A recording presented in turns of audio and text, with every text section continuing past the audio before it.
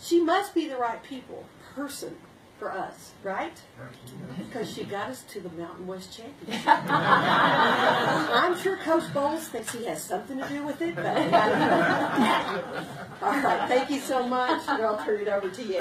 Great. Thank you so very much, Carla, for hosting us today and for that really warm welcome. And it is absolutely true. I did meet Carla my day number one back in Laramie. I think it was May 16th, and we were at a witchy meeting together. So.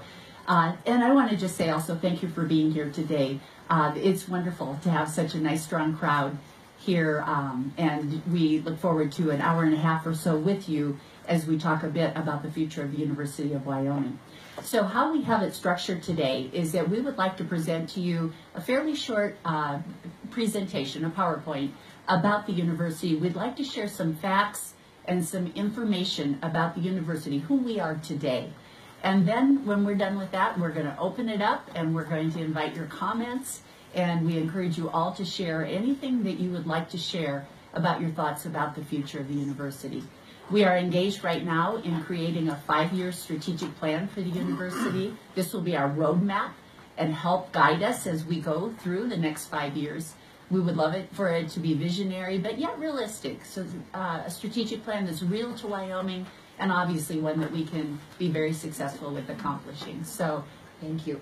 So with that, I would like to, if we could go forward, just share with you our presentation. We're going to give you UW at a glance, so just give you some information about our enrollment today and who our students are. We'd also like to share with you our enrollment trends over the last, perhaps even 8 years or so at the university, so you can kind of see how it's unfolded over almost a decade. We'd like to talk to you just a little bit about our research program and Discovery. University of Wyoming is a comprehensive research institution, and that part of the tripartite mission of the university is research. So we'll talk to you a bit about that. And then the third leg on the stool is our service and engagement. So teaching, research, and service really makes up our mission as a land-grant university. So we're going to cover that a bit with you and talk a little bit about that. There have been some major initiatives that have gone on at the university prior to my time here. The legislature has been very generous in funding them. We want to talk about that. We don't envision those ending, but probably even taking them to the next level. So we'll visit a bit about that. And then, of course, you all know, because I've probably been in the paper more about this issue than anything else, but that is the budget. And so we're going to talk to you just a little bit about sustaining our financial base and where we're at today and where we envision ourselves going in the future as well. And then finally end by just talking to you about how we're doing our strategic planning process. And thus you're part of this today with our statewide meetings and listening sessions. So with that, I think we'll go to the next slide. And let me talk just a little bit about our enrollment. Some of you maybe have heard me talk about this a little bit. This was one of the things I tried to get my hands on right away, actually when I was even preparing for an interview for this position. It's just what has been the enrollment picture at the university. And I think it's interesting, and I think it speaks to us about some of the things we should be thinking about for the next 5 years. But currently our head count this fall, and this was taken on census date, and census date is typically about the 15th day of class in the fall. So this would have been about the 10th or so of September. And so this fall we were at 12,366 students. So that was the official enrollment at the university this fall. And if you break that down, we're at about 51% female, about 49% male. So a very nice distribution, I mean very even distribution of men and women on campus and enrolled at the university. I always just mention that if you compare that to national data and look at just the demographics of all students in higher education in the United States, the number is more like about 56% women, and women growing quickly, and men actually a little bit on the decline. So I mean, it's really nice that the university has quite an even distribution of men and women. Our enrollment this fall was almost 8,400 students that were residents of the state of Wyoming. So we do serve primarily people from Wyoming, which is great. As a land-grant university, that's our #1 mission, is to provide higher education to the citizens of the state, and I think we could say we do that. Although we have almost 4,000 students that come from out of state. And if you look at where do these out-of-state students come from, the #1 state far and away beyond any other state is Colorado. So of those 4,000 students, about 1,700 of them come from Colorado alone. And if you look at the breakdown of it, it is about, of those 1,700, about 1,400 of them are undergraduate, and then about 300 or so are graduate students that come from Colorado. Next up is California, interestingly, and then after that, Nebraska. So those would be the top 3 states that we bring out-of-state students. We have about 2,474, almost 2,300 that live on campus with us. So the University of Wyoming has a freshman on-campus living requirement. And then after that, students really can live wherever they'd like. But we do, in fact, house sophomores, juniors, seniors, and even graduate students that live on with us as well. And we have both residence halls and then we have apartments that we can offer to students. This fall, we had about 1,550 first-time students. So these would be students out of high school, kind of your typical 18-year-old coming to the university to have their full 4-year college experience. And then in addition to that, we brought in just slightly under 1,000 students as transfer students. So that's where our relationship with Western and with Carla becomes so critical, because many of these students are transfers from our community college system within the state, although some do come to us from out of state as well. We'll give you a little bit more data on transfers in just a minute. And then another statistic about our students that I think is really interesting and very good, and probably one we don't talk about enough, is just kind of the academic quality of our students and the academic preparation of them. And 54% of our students this fall, first-time students, came to us with an ACT score of 24 or higher. That's a really nice number. I mean, 24 is a number where you know students are prepared and can be successful in college. And we have over half of our students that are at that threshold or above. So it really shows us that we recruit a high-quality student. We obviously want to keep focusing on that and keep moving that, but on the other hand, we're in a pretty good place with that right now. And then you know that a major part of our mission is research, and tied right to research is graduate education. Those two are hand in glove. And so we have about almost 2,600 graduate students on campus this fall. 2,578 is the official number. And if you look again at the breakdown on that, we have an awful lot of students who are pursuing kind of the highest level of their graduate education, and that being a PhD, which is the highest level research degree. Many of these students will go on to a higher education or to industry research. And we had almost 600 PhD students with us this fall. That's a very nice number. And then we also had, if you kind of broaden it a bit, we had about 1,158 that were in total doctoral level.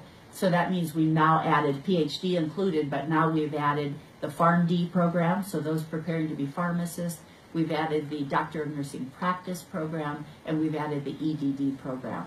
So when you broaden it, we have really approaching 1,200 top-level graduate students. So that's an area actually the University of Wyoming is doing a very, very good job in, is in their graduate education. Next slide. So this slide shows you that enrollment trend data that I said that I would share with you, and it starts with 2009, and it takes us to current, this fall, 2016. And the brown, so the bottom piece of that is our undergraduate enrollment, and the gold on the top is our graduate enrollment. So we break it out for you so you can see the difference. And, you know, I think in general, what you can see over these years is the university really has been very, very flat in enrollment. There hasn't been too many there hasn't been a lot of ups. There's also really not been a lot of downs. I mean, it's been a pretty steady situation, but it's also been very flat. What I would point out to you is the last 2 years, this year included in the previous year, we've lost a little bit of enrollment, and that's been particularly true at the undergraduate level. And that, of course, is of concern and something that we're taking a very strong look at, and we really do want to address in our strategic plan as we look to the future. So enrollment is a big piece of what we do, and of course a big piece of what we'll be looking at as we look at our strategic plan. So if we can go to the next slide, I'm going to turn this one, I believe, if I remember right, over to Allison. And Allison, I'm sorry, I should have introduced our table, and I did. Allison Heggie is joining us today from the university. She's currently serving as interim dean of our outreach school, but Allison actually, before that, has been working out of the president and provost office and has been working very closely with the community colleges in Wyoming in articulation and those 2+2 agreements. And so she has a world of knowledge about our transfer students. So Allison's going to talk to you about that. Thank you, Dr. Nichols. Good afternoon, everybody. So I won't belabor the point too much, except what you can see there is we had a peak in about 2010, and this is in-state and out-of-state transfer students. About 2/3 of our transfer students come from the state of Wyoming, and about 1/3 from out-of-state. We've been slipping, and then we really slid a couple of years ago and began to pay more attention to our relationship with the community colleges. And in 2015, we assigned a single recruiter to the state of Wyoming who spent his entire job was to go to all 7 community colleges in the state, and we went back up a little bit. But the fact of the matter is that there's a lot of opportunity for the University of Wyoming in recruiting and attracting community college students to Laramie or serving them via distance programs. Let me go to the next slide. This one may be of some interest to you. So you can see the brown part of the pie chart there is the out-of-state. That's about the 1/3. Our 2 largest partners currently are Casper College and LCCC, but you can see that Western Wyoming Community College does pretty well, particularly given the distance from Laramie. So we have 81 transfer students who came to us this past year from Western. And you can see that, again, to some degree, the number of transfers and their distance from Laramie is correlated, and that might be something we want to talk about later. This is an interesting slide, and I don't know how well you can see it. I believe this PowerPoint is available or will be available if people want to pour through it. So this shows the counties of the state, and the dark number, the brown number, is the number of currently enrolled county residents who are at UW, either face-to-face or via distance programs, grad and undergrad. And then the lighter gold number underneath is the number of alumni who live in each of those counties. So you can see Sweetwater County is very significant in both areas, and Lincoln County doesn't do so poorly either. So, and I don't know if anybody's here from Uinta or not, but yay! Okay, excellent. So we have a lot of alums. In fact, I'll just ask, how many of you here have a degree from UW? Does anybody have 2 degrees from UW? Anybody have more than 2? Okay, that's pretty good. Our alumni network is important to us for a number of reasons, but as we move forward with the strategic plan, using you all to help us understand how we can better recruit and retain students from your communities is something that we would like to really focus on. And these numbers tell us that that could be a very successful effort for us. So next slide. Thanks, Allison. I next would like to introduce Dr. Kate Miller, who's sitting to my right. Kate is, there's one person on campus newer than me, and it's Kate. So she is our new provost and vice president for academic affairs. She joined us in August, and we're delighted to have her. And she's going to talk a little bit about academic programs. So we're really fortunate at UW to have many degree programs, 128 degree programs of various sorts that we offer, and those include the online offerings that we have. Of course, as a major university, our programs have to be accredited. So overall, we are accredited by the Higher Learning Commission. And then quite a number of our programs have what we call sort of more specialty accreditation. So for example, our business, education, and law programs are all accredited through independent entities that are common in those fields. And then 27 programs hold other kinds of specialty accreditation, for example, in engineering, psychology, chemistry, and so on. And then even our student health and vet lab facilities also hold accreditation. So what's important about that? Well, first of all, we need the Higher Learning Commission's accreditation to take in all the federal funds that we do that help support many aspects of what we do. But it's also a signal of the quality of our programs, that we meet certain standards, and that our students who graduate from those programs can go out in the world and have a trusted degree that will allow them to be hired and brought into the workforce. Next slide. So if you just look at where student interest is, this is a list of our top majors at UW.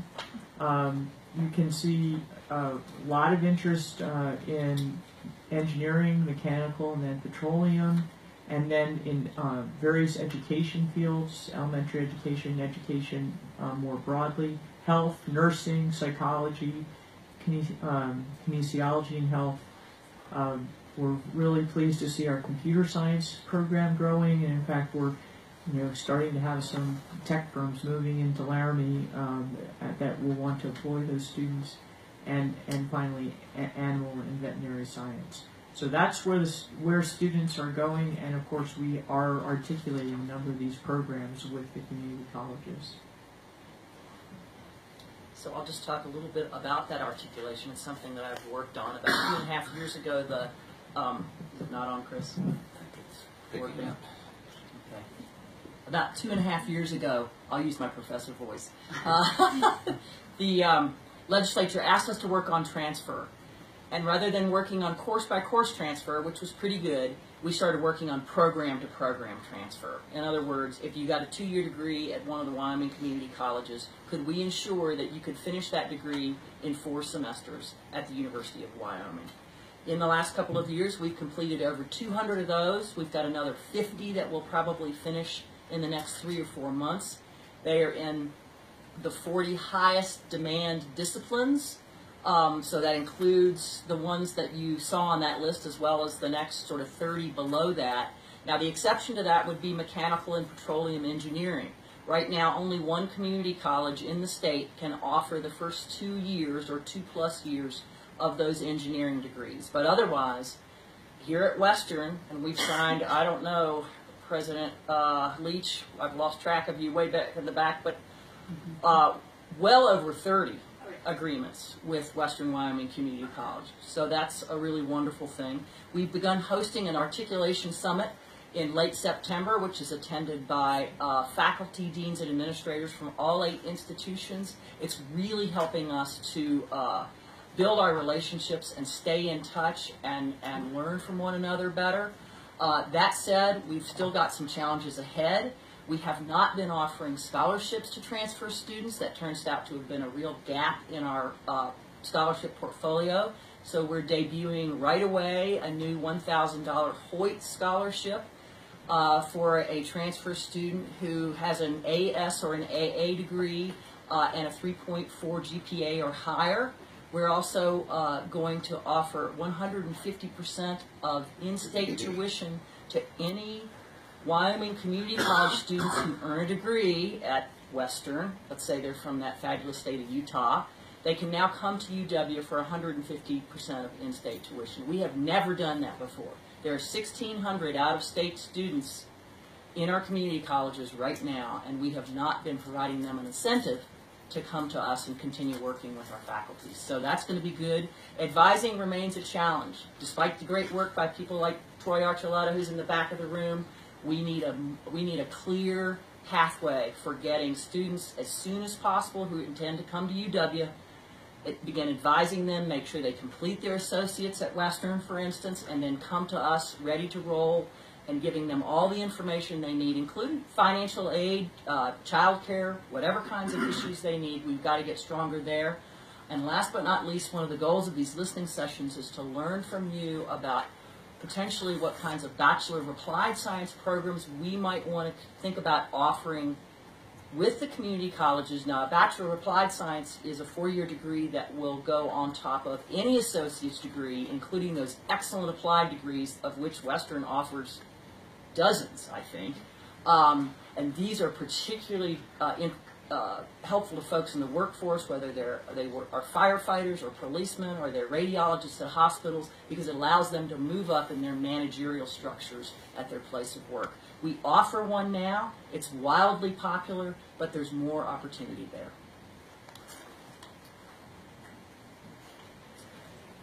So another leg of the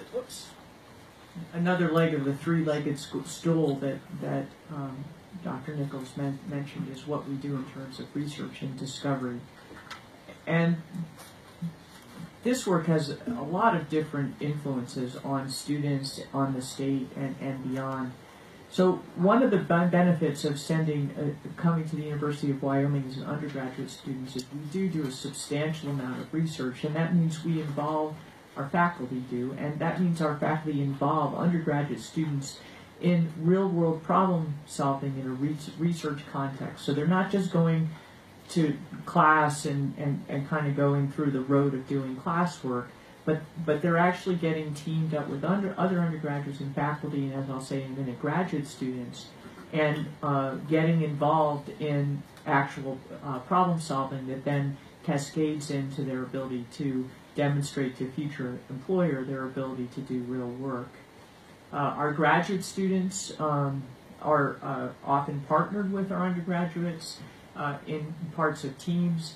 They also support our faculty research, and they, of course, conduct individual research for their graduate degrees to go on into industry or into academics.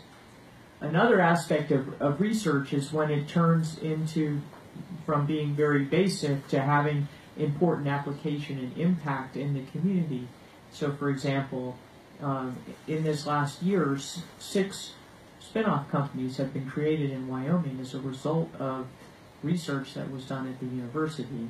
And in our history at the university in recent years, 34 total companies have been created. So we're taking that research and turning it into a driver of the economy. Now I would like to, let me turn on my mic, I'd like to introduce Chris Boswell, and probably some of you know Chris, but Chris serves as our Vice President for Governmental Affairs and Community Affairs. And so he's out and about the state a lot, and he is going to take a couple of these slides next. Slide in front of you describes in dollar terms the total research expenditures that that come in and go out from the University of Wyoming. Obviously, these are dollars that frequently percolate out into the state and into the communities in Wyoming, and you'll see that we have a reasonably impressive total of $100 million for a university of our size. Next slide, please. A couple of examples of what's known as tech transfer and commercialization. The idea here, and this ties very clearly into what Governor Mead would like to see happen across the state, is the notion that in addition to the industries, to the economic drivers that we have in this state now, he is asking all of us in the state to think about how to diversify our economy. Here are a couple of examples of what we'll call spin-off companies. Go back 15 or 20 years and you'll have one or two UW researchers working with their graduate students and very definitely their undergraduate students. Came up with some pretty good ideas relating to composite materials, and I'm not going to get into a lot of the details of this, but basically what they were testing was, when do things break? When do these composite materials break? And why do they break? And how can one impact that? They took that research into the community, started a firm in Laramie, were extremely successful in their research and the application of their research. And the next thing you know, you've got a Fortune 500 company knocking on the door and buying Firehole Technologies. The good news is that the company is still in Wyoming. The company is still employing UW graduates, and the company is still a very vibrant part of the economy of Wyoming. And this and the next example, next slide please. Bright Agrotech, think of the ZipGrow system. This is a vertical growing system that it has been an incredibly successful enterprise. Call it vertical hydroponic systems. If you were in Jackson, you would see a competing hydroponic system up there, not too far from downtown. But the idea, pretty simply, is you grow plants on the vertical with a water-based solution feeding these plants. You can grow these setups or establish these setups in your backyard or in very large scale vertical growing areas. This company has a manufacturing sector in Wyoming, and in fact the Business Council just provided funding for a very significant expansion of Bright Agritech's manufacturing capabilities in Wyoming. This is the sort of thing that the state needs the university to do, and something we need to do to an even greater degree than we are now. So you've heard about teaching and our academic mission and research, and the third part of our tripartite mission is service, engagement, and outreach. And I'm just going to say again, as a relatively newcomer, I've been so impressed with the spirit by which the university embraces this part of its mission, and just the great job it does. The first slide we talk about really building our partnerships with the private sector, often what we call public-private partnerships. It's really something that is, I think, taking off in higher education, and something we need to be doing much more of. But it's just our ability to partner with private companies and businesses to leverage our state resources and to create very meaningful and relevant work for the state and beyond, obviously. And so one example we share with you is our High Bay Research Facility, which is just about done. It's nearing completion. We'll open the doors shortly after the first of the year. It is a research facility that will be primarily looking at new technologies and discoveries with unconventional oil extraction. And you can see the companies and corporations that have stepped up to the plate to help us. Some have helped us build the facility, so we've actually gotten dollars to build the facility. Some have helped us with equipment. Technology in this building is unbelievable and also very expensive. So getting partnerships on that is helpful. And some will just simply fund the research that is going on in the facility itself. So it's a wonderful example where really the private sector has stepped up and helped us get this done. And we envision this to be much of a model for the future. And then I also just want to comment that the service and engagement beyond research is also just really very well done. And a couple of examples is WIND, and sometimes called ECHO, and those are acronyms, but that's essentially a center located on our campus in the College of Health Sciences that has a whole core of professionals primarily funded on state and federal grants that are working across the state and helping many, many school districts and other nonprofit organizations in communities service people with disabilities. And they're doing a terrific job, and they are reaching literally thousands of people in Wyoming today as they work. And then I think some of you know that Laramie has a business incubator called the Business Technology Center. There's also one where we in Casper and another in Sheridan, all part of that chain or that partnership, where we're really now starting to reach out to other communities beyond Laramie to help them with business startups as well. So an incubator is a very safe and protected place where new businesses can start, with the hope that within a year or two or three they can go out into the community and really stand on their own feet. And so there's 3 now, and hopefully potential for others beyond that. And since I have the Dean of the College of Law sitting right next to me, Clint Alexander, I just have to say that I had the opportunity to tour the College of Law not that long ago, and the clinics that they are offering in that college to support citizens in the state is really remarkable. And Clint, if you would, I'm going to put you on the spot, but you might just say a word about maybe one of your clinics and who you're servicing. Very happy to. We have 7 clinics, and clinical and experiential learning is now being required of law schools across the country due to new ABA rules. So now students, instead of just sitting in the classroom, have to get in and practice while they're in law school, and they have to represent actual people and actual companies around their states. And we've been doing it for years. We've been doing it since 1967, everything from public defender aid to legal services to now energy and natural resources, advising and consulting on administrative regulations coming out of Washington as well as Cheyenne. So our students are very engaged across 20 out of 23 counties right now as we speak, representing clients in over 500 active cases right now to help them with their legal needs. So in effect, not only are we a law school, but we're very much a law firm for the state of Wyoming, and we really pride ourselves on that. Great, thank you, Clint.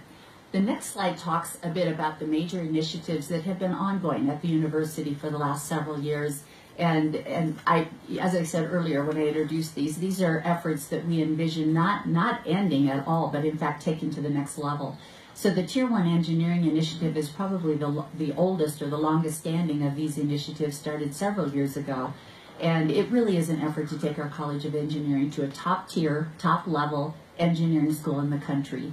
As you can imagine, that has many components. Certainly academics is part of it, but it also includes working, it really includes working with students in terms of their undergraduate education, internship opportunities that they have. And we are, in fact, building a new engineering building now. We broke ground for it in October, and that is under construction as we speak. And will give just all kinds of wonderful learning opportunities for our students. There's also a very strong K-12 outreach effort with the Engineering Initiative. The STEM Integration Initiative is really kind of a combination of the Engineering and the Science Initiative, but it's really an effort to try to make sure that we're not teaching in silos, but in fact are highly integrated and multidisciplinary as we teach our students. And this is reaching across all of our STEM fields and highly integrating it so that students really are having a seamless education and understand the points of intersection from one discipline to another. And then the top quartile science initiative, we often just call it the Science Initiative, is probably one of the newer ones, and I think in many ways one of the most exciting ones, because it really takes all of our science disciplines on campus, and it is really working with our faculty to fundamentally change how they're teaching science on our campus.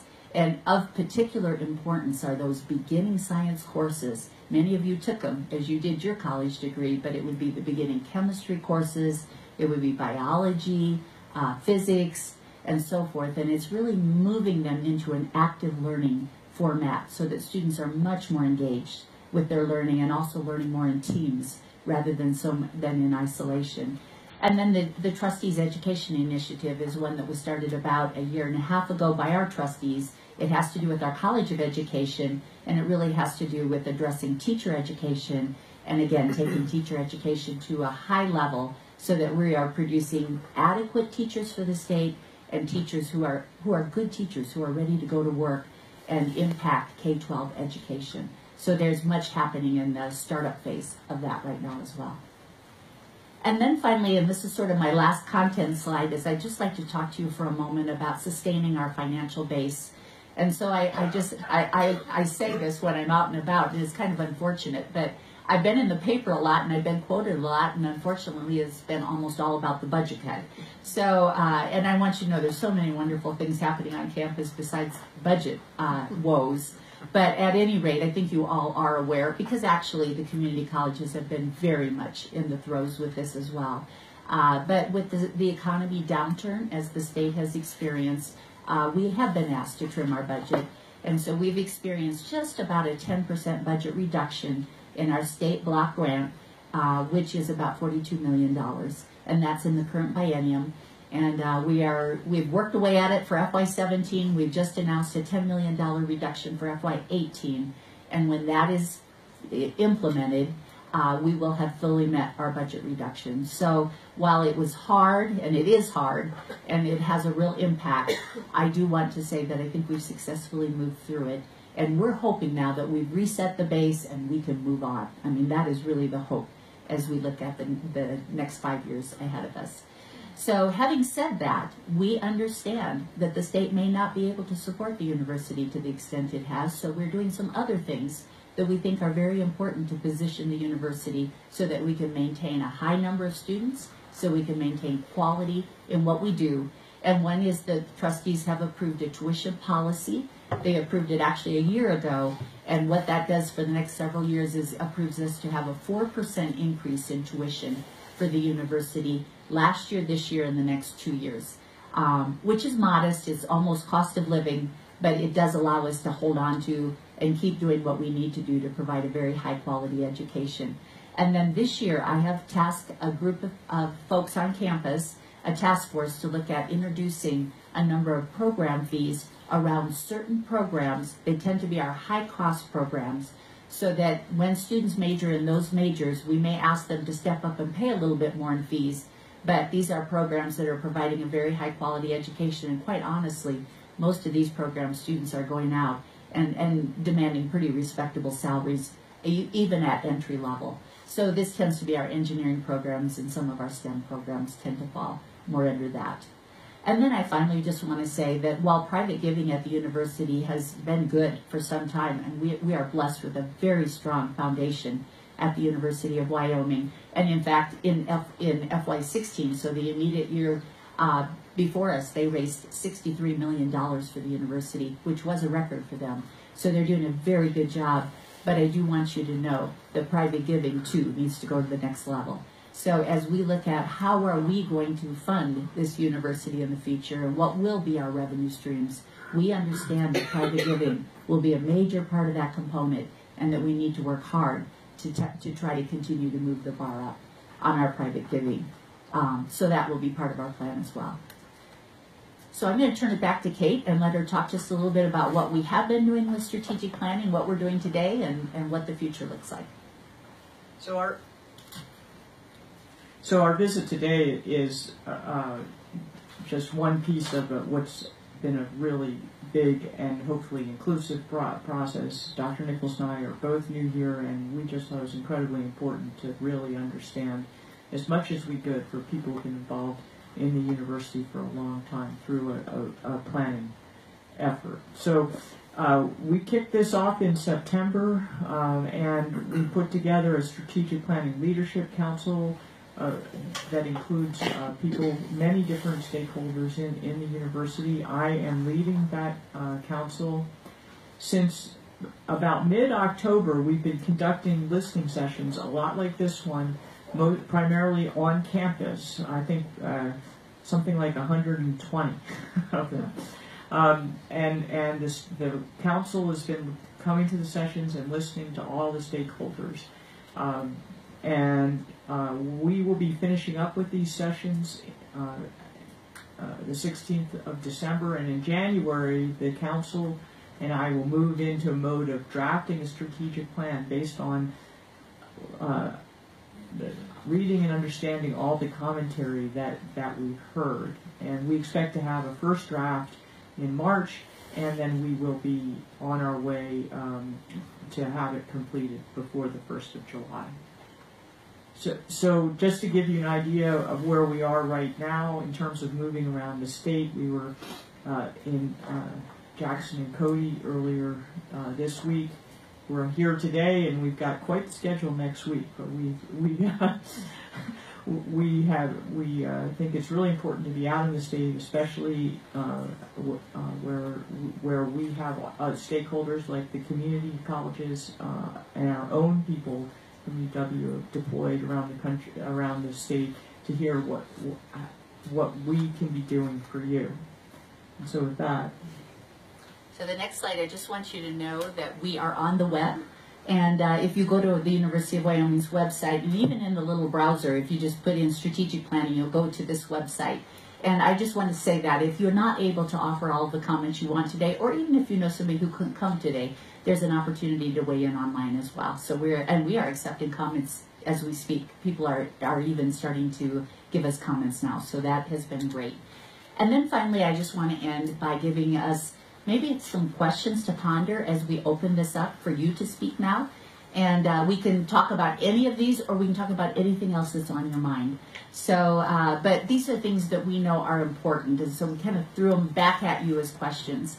So one just has to do with that whole idea of enrollment. So how do we recruit Wyoming high school graduates more effectively, perhaps than we have in the past? And how do we work even more closely with our community college partners so that we're recruiting or transferring students to us from them so that we can work towards baccalaureate degrees? The next one really has to do with the citizens of the state.